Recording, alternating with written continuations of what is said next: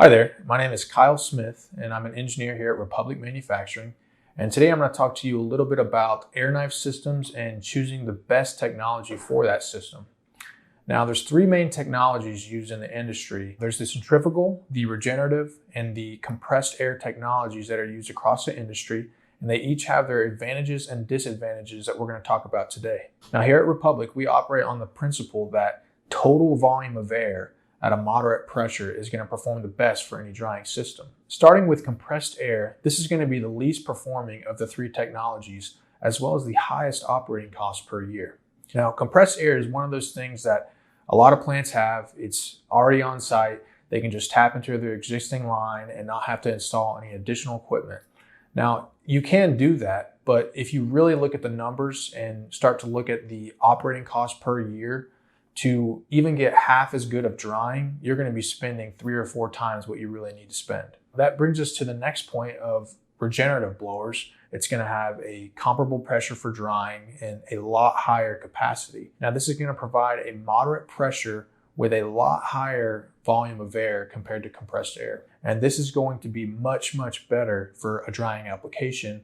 And also it's going to be cheaper. It's a simple and easy technology, low maintenance, and it's a great choice for air knife applications on a smaller scale. Now, going on to the preferred option for drying, the centrifugal blower. Now, the centrifugal blower is specifically designed to have a high volume of air at a moderate pressure, which is the perfect combination for drying systems. You're going to have the best drying in any product. You're also going to have a low operating cost, especially with our high efficiency line of centrifugal blowers. And it's just going to be the right fit for most applications. Now, comparing centrifugal to regenerative, we really are going to look at two main factors.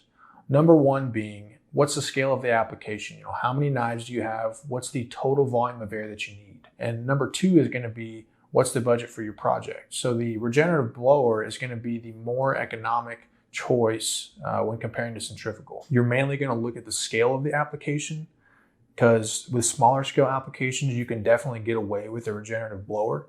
But as soon as you get into more knives or total length of knives, you usually have to bump up to the centrifugal. Each of them are going to have different performance points as well as different efficiencies. The centrifugal is usually more efficient as well. Now, it may be a little bit more expensive, but like I said, even comparing centrifugal to regenerative, you're going to have efficiency savings there as well. So starting at the bottom with compressed air, with each kind of step, you get better performance and better efficiency, and that's what's good for the drying.